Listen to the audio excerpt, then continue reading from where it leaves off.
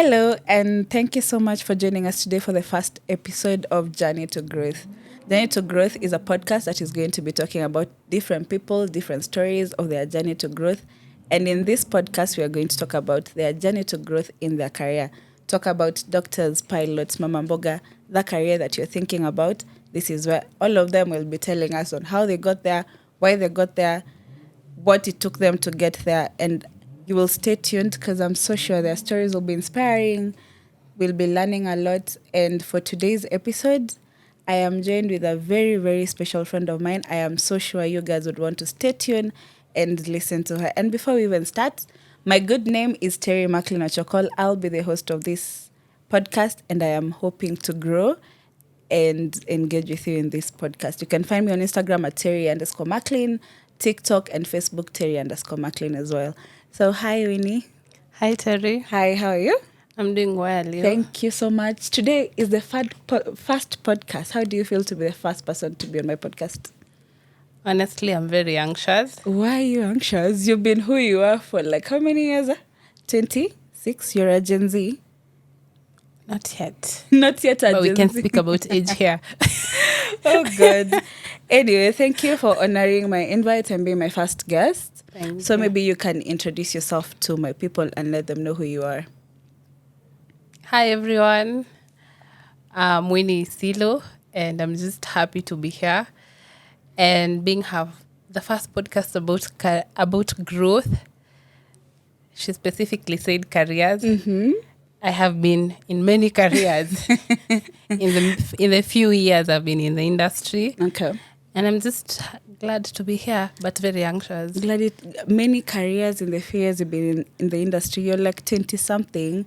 So I'm guessing you're a very ambitious person. For you to have chased all those careers, you're very ambitious, which is one thing I like about you, by the way. And so maybe, who do you introduce yourself as? Like, what career are you introducing yourself as right now? Or just tell us who's Winnie and what does she do? Today, Winnie is a financial educator and investment analyst. Mm-hmm. And Winnie's goal is just to ensure every African, every child, from the moment they grow up, they have a conversation around money. It could be with their peers, with their parents, with their friends, just ensuring that money conversations are normalized in homesteads, in schools, in churches, everywhere. Oh, that's interesting, actually, because I'm thinking about it. I don't think at any point growing up, I've had a conversation around money. Like, let's say school, at home. I don't think I've had a conversation around money, which is very interesting. Like, what made you want to take that route? I think this takes me back to my upbringing, growing up. Mm-hmm. We never had conversations around money. All we knew about money is that money was scarce and that if you find money, you had to use it. You had to hold on to the money and use it very sparingly because you do not know the next minute money would be there. Okay. But no one ever told you about money. Okay. And the silence about money in homesteads, I watched the effect of that when I worked in a bank. Okay. Where people would make really wrong credit decisions. People would take debts without knowing the repercussions of the debts they are getting themselves into. Mm-hmm. People living without emergency funds and everything. And when you look at that, it starts from the beginning. If you don't have these conversations from a very young age, it becomes difficult for you to even start getting the habit when you're grown. Okay, so can you say right now, like you're an expert when it comes to finances? Because now, at that time, you've agreed like you didn't see money, and that's not that you didn't see money. Money was scarce, and that is what gave you the motivation to start to be a financial educator. Does it mean that right now money is not scarce? To say money is not scarce, let me answer that from a different perspective. One, Okay. I would first answer the question you had said about being an expert. One, I'm always growing, I'm always learning. So saying I'm an expert at the moment, I'd be a bit being quite overambitious. Okay. But I am learning every day. The interactions I have with people every day about money, that also shapes what we bring out in our curriculum. Basically, in our organization, what we draw into is that feedback is everything. They say feedback is the breakfast of champions. Okay. So for us, we have to go to the grassroots and speak to people and talk to them and ask them what conversations they never had about money. And now those conversations are what shape our curriculum. Okay, so maybe when we are young, like every kid is like, I want to be a doctor, I want to be a surgeon, I want to be a teacher. I want to ask you, like growing up, what did you want to be? Did you always know that you want to be a financial educator? Or you're one of those kids who are like, when I grow up, I want to be a farmer. What did you want to be when you grow up? Are you doing what you wanted to do? Or are you almost in the same field of what you wanted to do growing up? The things I have wanted have evolved over time. Okay. I remember as a young girl, I wanted to be a pilot. And I just wanted to be a pilot because I just used to hear people go board planes, and I just wanted to board a plane. And not just to board it, I wanted to be the pilot. Okay. But over time, when we were in primary school, I had people mention things like engineer, doctors, and lawyer. At some point, I wanted to be an engineer.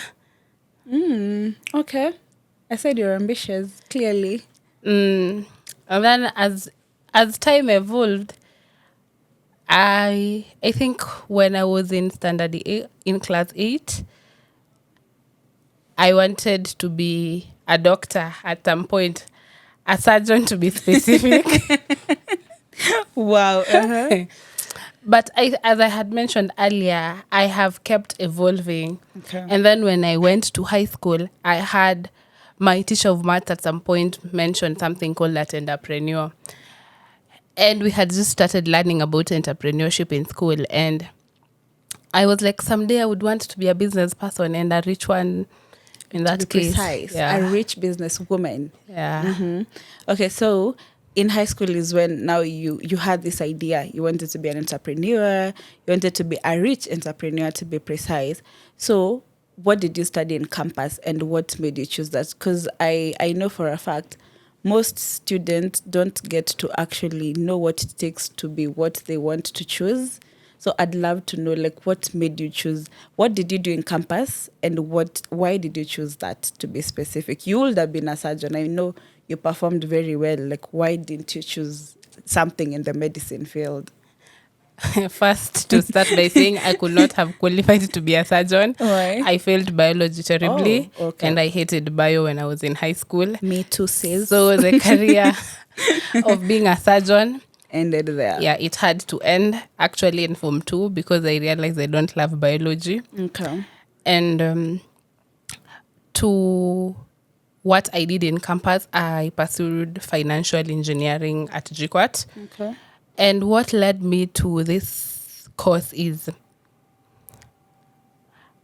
I actually thought that financial engineering is a business course. Oh. So I wanted something that is business related. Okay. And I had people say that BCom, when we were in high school, there were statements like BCom is very basic. So I also didn't want to pursue a bachelor in commerce. Okay. So that's how I ended up in a financial engineering class. At the back of my mind, I knew the course was heavy on business. Okay. Let's just laugh because it wasn't. It was heavy on mathematics instead. Actually, it was just math, everyday math, Okay. lots of calculus, and some business here and there, but that was not really everything. But I'm glad I actually did the course. You're glad that route map took you there. Yeah. But okay, so I have a question. You've said that, excuse me, in campus you chose financial engineering. So do you think you actually ended up loving what you're doing? And what exactly did you love about the course that you did? Because I'm trying to understand being a financial engineer. Did you love what you're doing? Or were you just doing it so that you finish schooling, you impress your parents with a degree? Actually, when I was picking the course, my dad had wanted me to choose, you see, the 5 major careers that our parents knew of. Okay. Law, engineering, medicine. Basically, I was to choose one of them. Okay. And when we were in high school, we had a career talk. And people were speaking about financial engineering being a new course in the market. And it was a new course in the market, and also people were saying that you would be quite easily employable. So as a girl from the village, the first thing I'm thinking, if I don't get into business, one, I don't have the money to do the business. Okay. Just maybe I'll get a job easily. That's what I had in my head. So I'm the one who decided to take financial engineering. Okay. It was not a choice from my parents. That's good, actually, because I have realized that most parents, okay, not most parents, but there's some parents who are like, I want you to do law, I want you to do law, I want you to do this, I want you to do this. Like, would you advise a parent to pick a course for their child because they know best? Or would you like advise them to like let their kids choose what they want to do because maybe they know better what they want to do, what they want to be in life? On that, I really don't think I have the right answer for that. But all I know is if you let someone choose something for themselves, they have that internal motivation, like the innate feeling from them to ensure that they actually just go forth and finish. Because at the end of the day, sometimes you see when your parent tells you to do something and you actually fail at it, or you actually don't do it to completion, you will have someone to blame. Yeah, that's true. But when you actually decide and make the decision on your own, it also keeps you going, because at the end of the day, you don't have a choice. Yeah. You actually have to pull through and finish whatever you've started. Okay, that's nice. How has it been so far being a financial, like after school, now you took your course, now you lived your degree life. Like, how was it after school? After school, one, there's the excitement of thinking that I'll be employed by KPMG, PwC, I'll get a job at Citibank.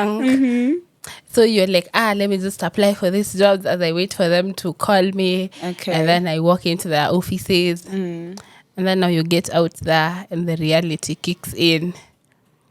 And it's regrets day after day. 50 regrets in a day. 150 Yeah, cents you wake up in the morning. JP Morgan is the one that humbles you the most. You put in an application in the evening, and in the morning you have the regret from them. So wow, you even wonder if it got to them in the first place. yeah, and like the idea of actually thinking that good jobs only exist in the big 5. Like, if I'm not at Deloitte, I would not be successful. If I'm not at KPMG, I'm not successful. But just to realize there are many other career paths and so many other organizations that you could work for. Yeah. Okay. So how has it, like, walk us through your journey to now? Because I know you've done quite a few things to now what you're doing now, like financial literacy, financial education. Maybe if you could just tell us briefly what you've done so far for you to get here. One, I was a teacher. I didn't know that. Now you know. Okay. I was a teacher of maths and physics. Wow. In a school in the village at home. Okay.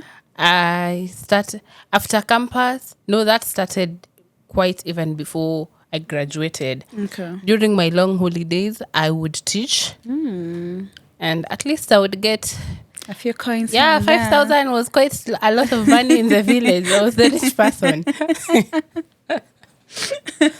Okay. Yeah, so I was a teacher of math and business for during my long holidays, and also after I finished school. I think I was a teacher for a month, and I really didn't feel it was what I wanted. So I stopped teaching at that point and joined some association. There was an association in our, I think is that now called constituencies. I think in our constituency for like university students, where they would volunteer to mentor high school students around the community. So I joined them, and we used to go to schools mentoring students and just speaking to them. And I think I enjoyed that for quite some time. And then that's when I got a job as a research fellow. Is it even a job? Well, just something to hold me up. Okay. Yeah. So, do you think that there's something at some point that made you feel like you would not be what you wanted to be? Like, have you faced an obstacle at some point that made you think or feel like you're not going to maybe finish your education and become the businesswoman that you wanted to be? Because to you didn't think you thought financial engineering was a business course. Do you think at any point something would have stopped you from actually going through education and living your life to get to where you are right now? Yeah. After my class 8, my brother and I actually did KCP the same year. And we are not twins because people confuse us for twins. I just happened to skip a class. I didn't go to nursery. I went straight to class 1 because my brother was in class 1. She's very smart. So, and I didn't fail. So that's how I ended up just continuing. So when we did our class 8, both of us had passed. And our home, it was a single income household.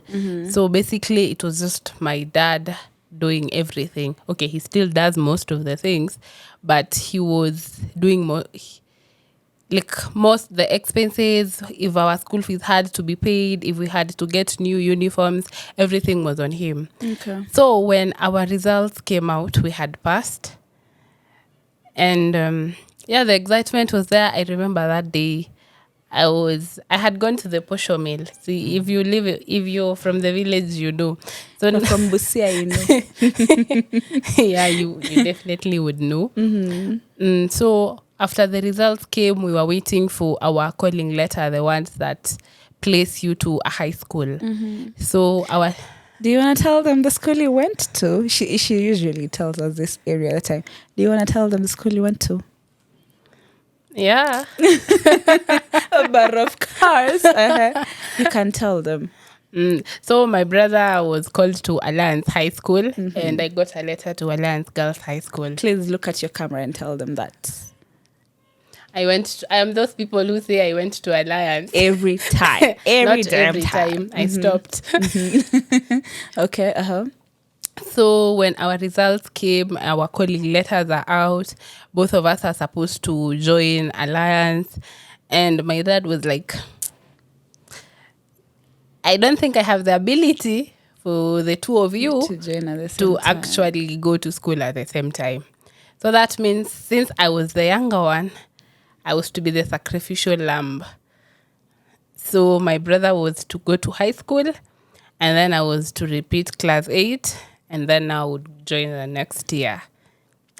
But, well, things happened. I didn't actually repeat. And the things that happened are I got a scholarship with KCB Foundation. So they took me through my high school class 2014, 2017. Yeah, my school fees was catered for by KCB Foundation. Yeah, I think that was one of the blocks I would have met. Yeah, But that's a big one, actually. Thank God for that foundation. Yeah, they came through for me, and later I still became the employee at some point in life. Yeah. That's nice. So let's talk about money now. Since you're a financial advisor, you teach people financial literacy. Let's talk about money. Money is a conversation that most people are scared to talk about. Most people are like people like me. I am scared to talk about money. I think It's just the other day that I've learned how to handle my money and how to respect money. So let's talk about money. What are some of the myths and misconceptions that you've had about money? Like, let's say, growing up, or maybe, yeah, what are some of the misconceptions you've had about money? Growing up, I actually knew that money is very scarce. And with time, I have learned to be those people that do not hold on to money. I am those people that I'll just know tomorrow I'll get money. I don't know where the money will come from. I will use what I have. If I need to pay for a course today and it's the only coin I have, I'll still pay up. I'll still pay for that course. If I need to enroll for something, I'll still enroll. Okay. Because I look at money as a tool. For me, I want to use money as a tool. If I'm going to get an ROI from it, if I do this course today, if I only had 15,000 on me and I enroll for this course, I look at it in the long run. What will I get from this course? Okay. Can I get maybe a promotion? Can I get more skills? Can I get more knowledge in my career? So for me, I look at money as a tool. Okay. A tool for convenience. I see as a tool for growth. That's true. So there's this thing that I had somewhere that most people treat money how they were raised seeing it. Like, let's say if you're raised in a place where money was scarce, then when you get money, you actually want to hold on to it so much because you know very well it's gonna end anytime, so you don't want it to end. And those people who are raised where money was, I'm not gonna say a lot because is there really a lot of money? Everyone is always looking for money. You are comfortable. Yeah, like money. Yeah, most people are comfortable. They treat money differently. Like, do you think it's true that most people treat money how they were raised seeing money, or do you think it's something people can learn and unlearn along the way? To answer that, one is people actually interact with money. Your upbringing also affects your money decisions. Okay. But it's something that you can work on. You know, money is also a mindset. Recently, I was reading a book and it was speaking about like scarcity. When you grow in a place where lack was, I won't say the order of the day, but I'm looking for quite politically correct word. Yeah, I'm looking for a politically correct word to use. Basically, if you grew up in a humble background, you actually know money is scarce because the little money that you get has to pay bills. The little money that you get has to fit into all the needs you have. Okay. So when you also grow up and you get money, you still have that aspect of holding back to do things because you do not know when the next paycheck would come or when the next time you'll get money. Okay. So you end up really holding on to the money. But that is something that you can learn over time. Like, I grew up in a very humble background, but I am those people who believe that tomorrow will be another opportunity to make money. So I will use the one I have today, and tomorrow I'll figure out how to get the money. I'm not sure if that's the correct way to live. We're supposed to learn from you. You are the financial advisor, but I want to ask, maybe for someone who is new into wanting to actually want to use their money as a tool, like, do you think there's places where they can go to learn how to use their money, how to move their money, how to make their money work for them? Do you think there are tools out there that can help someone learn how to use and manage their money? Like, is there pages they can go to? Is there things they can learn, books they can read? Oh, yeah, that's really a beautiful question. And and right now, there's a lot of resources one can use to like learn about money. When you like, they're really different. There are many institutions that offer financial literacy classes, and one of them is us.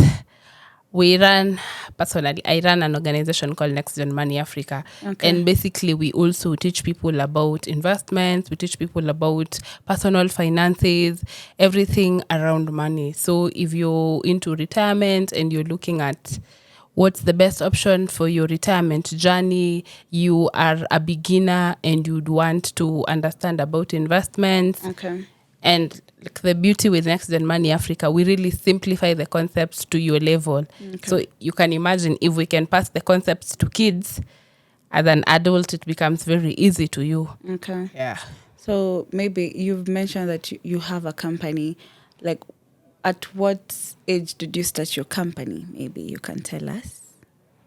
The company was started a couple of months ago. It's 7 months old. 7 months old. How Yeah. are you doing? That is really amazing, actually. How are you doing? I think we are still at the struggling stages of a business.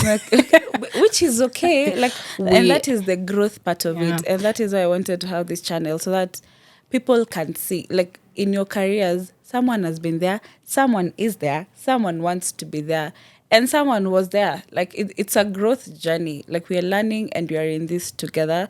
And I am so happy for you, and actually I wish you all the best. Thank you. And it's so beautiful to see you grow in the same aspect as a friend as well. I had a question. So maybe, do you have a mentor or someone in the field that helps you and feeds your soul, feeds your hunger for your career? Yeah, I do have a mentor. And how he became my mentor is quite a long story. You see how... We have it. I personally have at the time. I think it started to get also someone to mentor you. I don't think it's about a matter of you asking someone that would you be my mentor. Yeah. I think it's also about you putting yourself in the space where someone actually sees what you're doing and seeing the growth and like the zeal that you bring into the space. And perhaps they will just tell you if you find yourself asking them questions more often. And with time, maybe that becomes like a formal arrangement, I guess. Okay. Because my mentor, I met him while I was an employee in a bank. During that time, I was really interested with investments, like to understand how investments work. So I wanted to know what's this treasury bill, what's this bond. So I really wanted to understand how they work, how one could invest. And it was not like it was not in my job description or in my line of work at that time. So I kept always calling and reaching out, and I also took up an extra role at the branch where I was also the champion for investment. So whenever any customer walked in and they wanted to understand about investment, they were always sent to my desk. So also that had to force me to learn, because I can't be having clients at my desk and I don't know what to say. So I had to reach out to people in the wealth management department, in the investment space. So I had to speak to many people. And eventually someday he was like, this is what you do? Is this what you do at the branch? I was like, no, this is not what I do in the branch. I am just interested in learning how this operates so that I can also help people at the branch. Okay. And from there, we started having several conversations, and that's how he ended up being my mentor. Okay.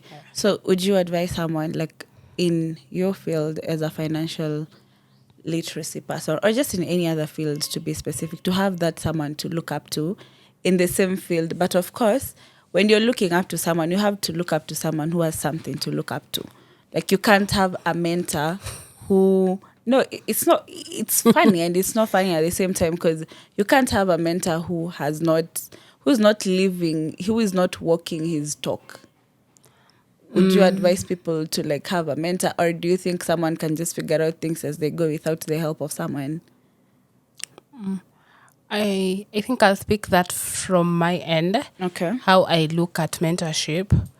For me, I think a mentor is basically someone who gives you direction. At the end of the day, you have to do the work. Okay. They only show you the way, and you have to walk the way. And sometimes it's beautiful if you get a mentor who also mentions your name in rooms and spaces where you are not there. Okay. But a mentor is basically supposed to show you the way. and you walk the way. So it becomes easier.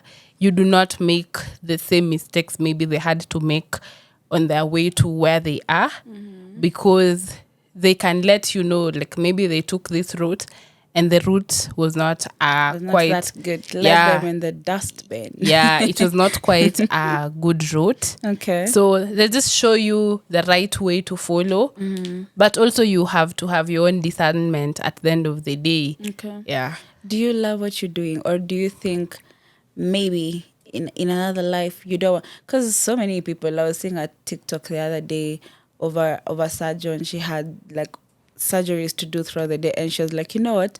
I actually don't like what I'm doing. Like I'm doing it for the money, and I am planning on quitting it as soon as possible. Do you think you love what you're doing? I think that will take me back to where I had first mentioned that I'm always changing. I don't think a 30-year-old Winnie will still be Winnie, the same Winnie today. But She's very wise. She does not want to say her age. You see the way you okay. yeah, all I'm saying is that a 30-year-old Winnie, I don't think will still be the same way. Will not be the 2026 Winnie will not be the Winnie in 4 or 5 years' time. Okay. But what I know for now, for sure, what I really love what I'm doing right now, and I'm really passionate about it.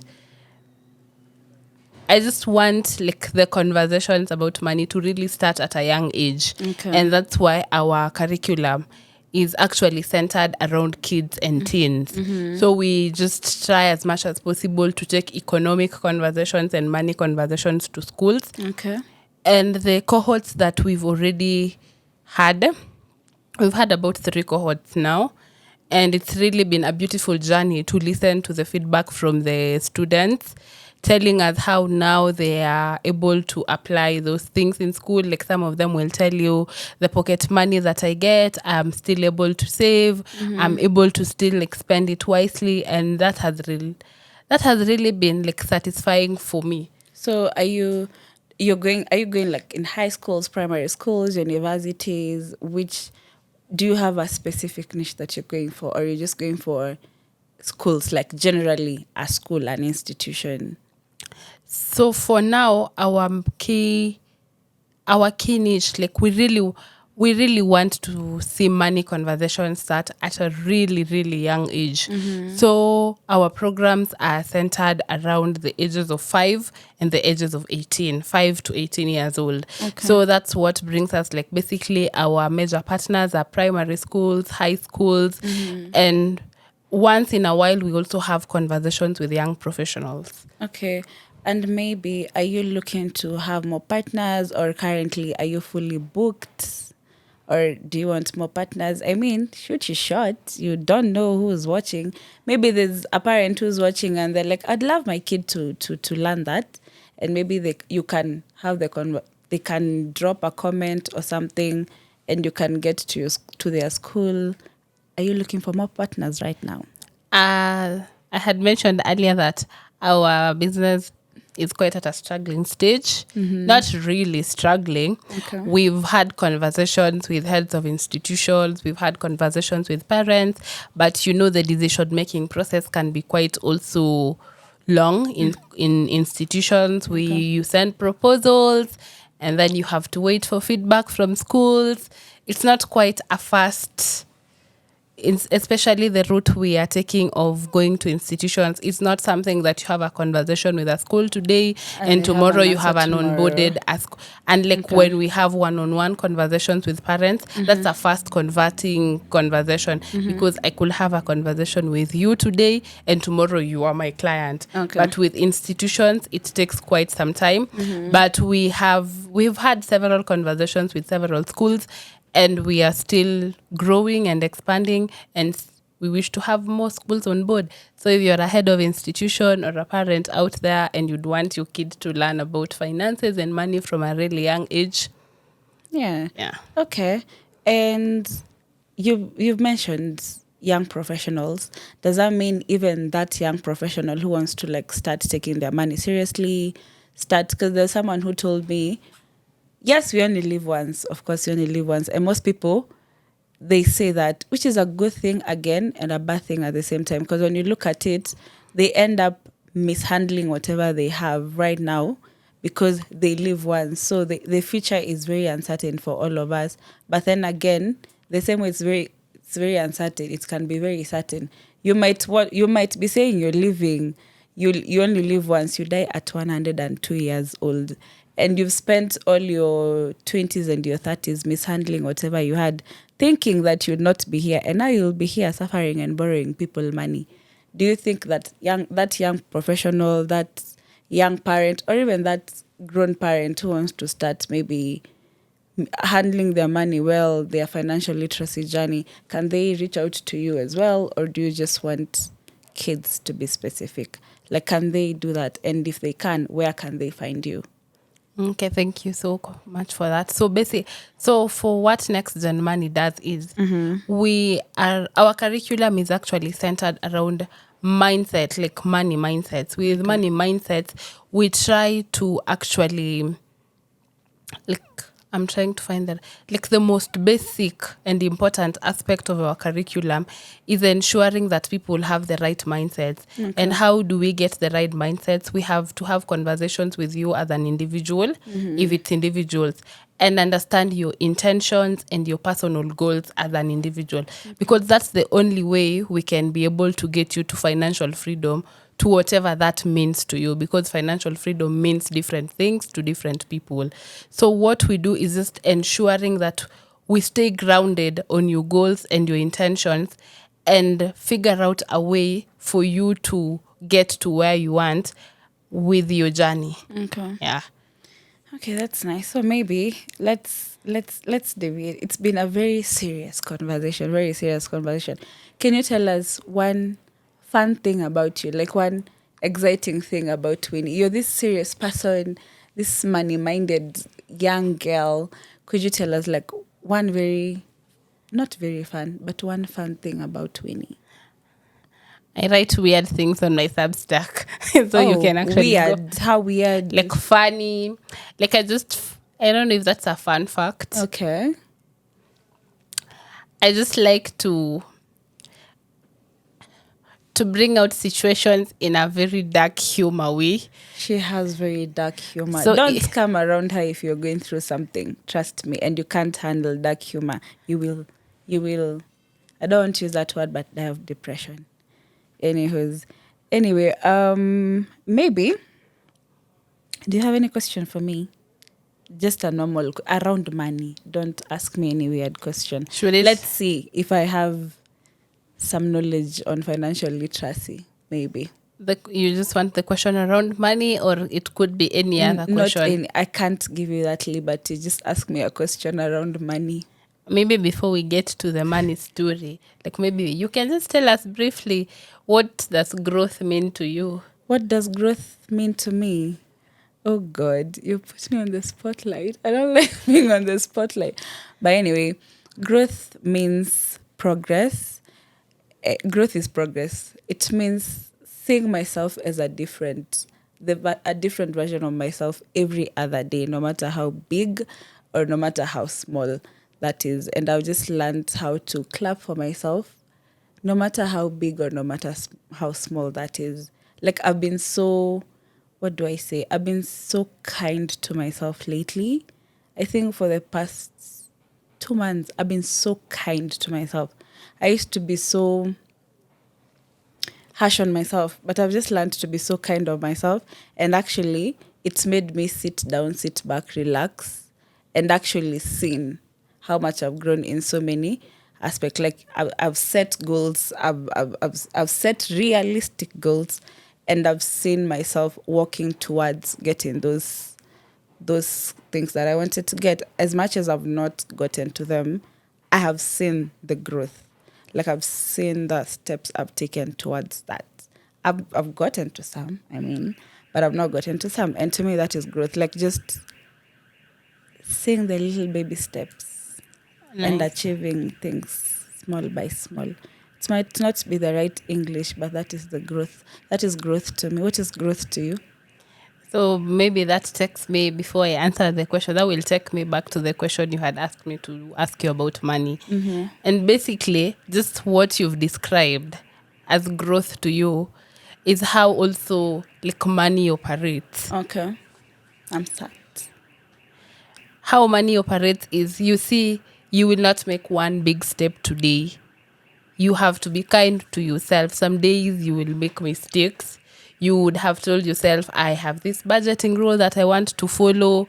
You will hear people say about the 50-30-20 rule, where you want 50% to go to your needs, and then you have 30% to your wants, and then basically 20 to savings or debt or whatever your goals are. So money is also the same thing. It's a journey. It's not a conversation you have today. It's not a one-time conversation and you make the right decisions. Okay. It's a continuous process. You have to speak to someone, you get the right mindset. From there, you start bit by bit, and voila, you are there. Just as you had said, you have also to be kind to yourself. There are days that you would make mistakes, and there are days also you'd lose your income, maybe the source of income that you had. But always grounding yourself and going back to the, what do I call? But drawing board. Going back to the drawing board, yeah. Going back to the drawing board and figuring out, how do I proceed? How do I continue? Basically, that's how also money operates. You have to continuously also evaluate yourself from time to time. Okay, you've spoken about something that has got my attention. You've spoken about 50-30-20 rule, 50-20-30 rule. However, but it is 50, 30, and 20. For those who understand it, it's how to handle your salary or your income, right? Where 50 is for the like whatever. Could you explain to us what that is? And also, after you tell us that, there's also something I saw about saving your money in banks and saving your money in MMFs. Like I'd want to understand a little about that, because I'm just getting to learn. But I'd love, maybe you just touch up on there something. So the 50-30-20 rule is just one of the budgeting rules that exists. Okay. You know, when we speak about personal finances, the first word is personal. So that means it has to work to your situation. It has to be created based on your situation, based on your income, based on your goals, based on where you want to be as an individual. So that's why it's called personal finances. But generally, to speak on the 50-30-20 rule, is basically when you have an income, you're looking at your income like in portions. So you're looking at, if let's say I earn 100,000, I tell myself 50% of this 100,000 will go to my needs. Your needs, your basic needs. If you have rent, that's a basic need. And then the 30 will go to your wants and desires. Things you need them, but without them, you can still operate. Okay. And then 20% is for your savings or investments. If you have a debt and you're trying to pay up the debt, the 20% could actually go to the debt. And where are we saving? And so when we are looking at savings, savings and from investments, there are two quite different things. And maybe we can look at it from this angle. So if I have my money in the bank, that means I'm not getting anything. Okay. If I have 1,000 shillings today lying in my bank account,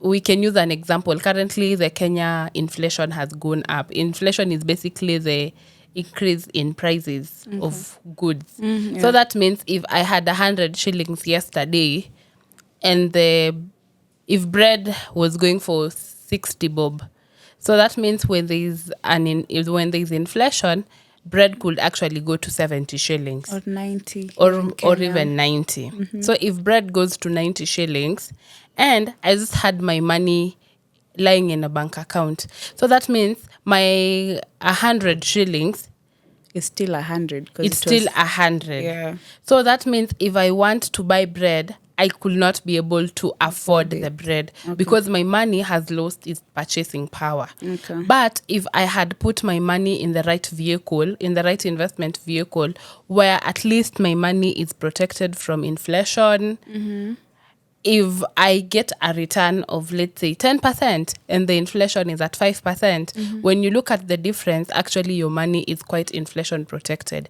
So that means you will still be able to afford the bread. Unlike the other time when your money was just lying in a bank account. So also you look at that. Those are some of the things you look at when you're investing. But that will take us back to personal. And when we speak about personal finances, so ideally we also have to look at you as a person. Are you someone who's risk averse?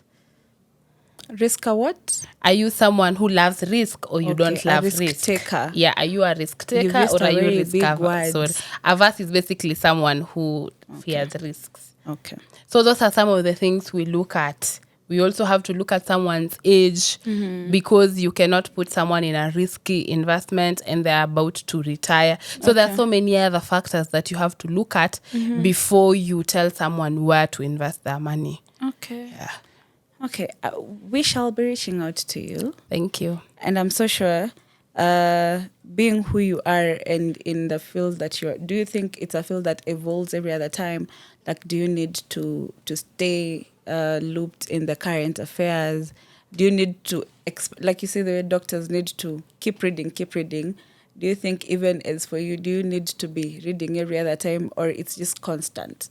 Like the information you have is just constant, or do you have to go to the books, keep researching, keep doing what? Actually, like money is an ever-evolving concept. So you always have to stay updated. Okay. Yeah. The markets keep changing. So you also have to stay updated with the markets. Okay. Yeah. That's nice. Maybe, do you have a book that you've read that resonates with your career, or just a book that you've read and you'd want to recommend to someone? That resonates. Does it have to resonate to my career? No. No, Like there's just a book. any book, because I'm getting to read books nowadays, and I'm like, do you have a book that you could recommend to someone? I think this is a very personal one. It's called Black Girls Must Have It All. And just, yeah, as a girl from the village, I must have it all. Amen. And even you Clock can it. have it all. So just go get that book. It's about navigating like motherhood. I'm not a mother, but it's basically navigating motherhood, careers, relationships, and everything in between. And at the end of the day, you still have to make it. And whatever making it means to you, you have to have it. Okay. So as we close, because we've come to the end, it was a very good conversation. I've learned a lot about you as a friend, of course, and also I've learned a lot when it comes to money. And of course, I'll be reaching out to you as well. She's actually my financial coach. If you see me making a very bad financial decision, best believe I consulted her first. So you blame her, don't blame me. But my head might not be that okay. Finances are personal. So when you make a decision, that was personal. Anyway, maybe as we come to the end of the segment, I'd love to say thank you so much for joining me today again for my first ever episode of Journey to Growth. And I'm so sure I'm going to have you again towards August, end of August. Something good is going to be happening. She's going to come back with now the whole team, because it's a whole team, and she's going to tell us. And maybe if you would have taken a course with her, you'd also tell us in the comment section by the time it gets to August where you've gotten with your finances, with your education, whatever. I'd love to know, like, do you have one quote that resonates with you, or that drives you, or that keeps you awake, or keeps your soul and your fire burning? A quote. I'm not sure if it's a quote. Okay. But it's something that I have come to like carry with me, that embarrassment is just the cost of entry. Oh, okay. So just be comfortable with embarrassment. Embarrassment is the cost of entry. That's nice. So be comfortable with it. You will walk into rooms for the first time. You do not know what to say. You will fumble. you will lose opportunities, but that's how you learn. Okay. Can you say embarrassment is the cost of? Entry. Is the cost of entry. Can you say it's almost the same as mficha uchi as I think it's close to that. Yeah. Okay. Sawa basi. So maybe you can tell us where we can get you and how they can get you as well if they want to enroll a course with you. Our social media pages are Next Gen Money Africa, and also you can find us on our website at Next Gen Money Africa. Okay. Are you on Instagram, TikTok, Facebook, or just Instagram? Instagram. I think it's Instagram, Facebook, X. Oh, okay. And on LinkedIn. And then you can find our programs on our website. Okay. So thank you so much for joining us today. That was our lovely host, Twinny. Until the next episode, see you later. Thank you.